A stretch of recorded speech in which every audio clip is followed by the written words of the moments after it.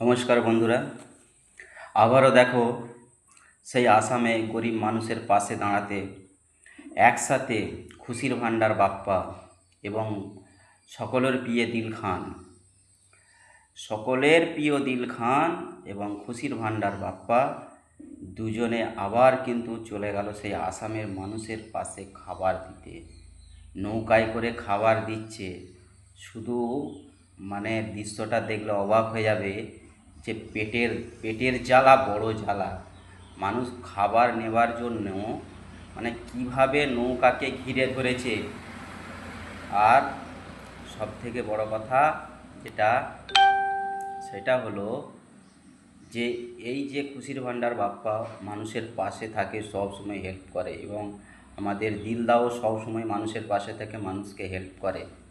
এদের জন্য তোমরা কি বলতে চাও কমেন্টে এসে বলে যাও।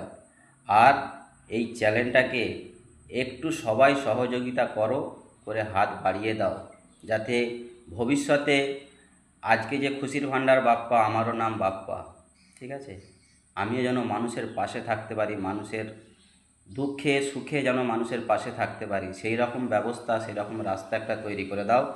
নিশ্চয়ই আমিও এই কাজ করব, এরকম মনের আশা আমার রয়েছে। তাই সবাইকে, বন্ধুদেরকে বলবো আমার চ্যানেলটাকে একটু ফলো করো, একটু ফলো করে চ্যানেলটাকে আমার একটু বাড়িয়ে দাও।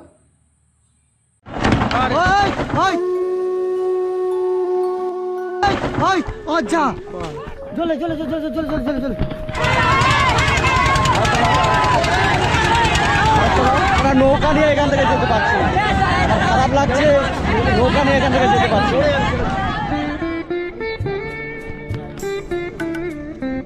তো বন্ধুরা, আমরা প্রায় 3-4 দিন থেকে এই যে আমাদের বন্যার মধ্যে সব ত্রাণ দেওয়া হচ্ছে।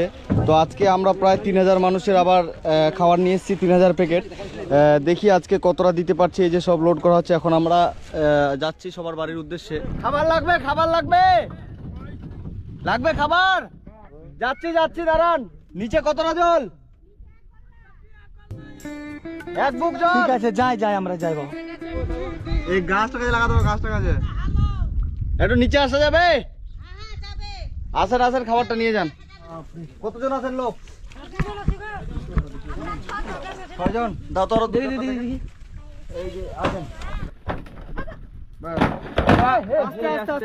আস্তে।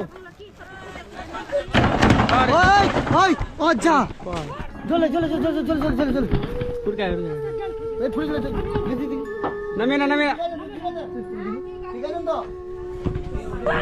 এই যে মাসি